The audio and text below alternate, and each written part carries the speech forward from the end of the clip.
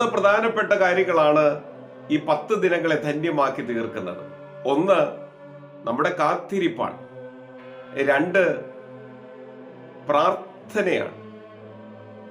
3, പുതുക്കമാണ്.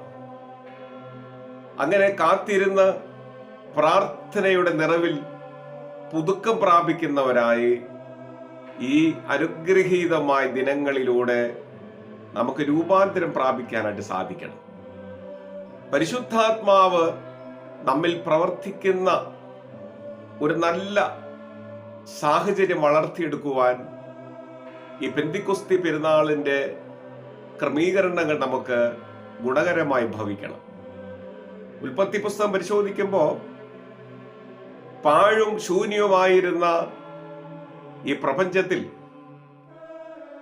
വെള്ളത്തിന്റെ മീതെ ദൈവത്തിന്റെ ആത്മാവ്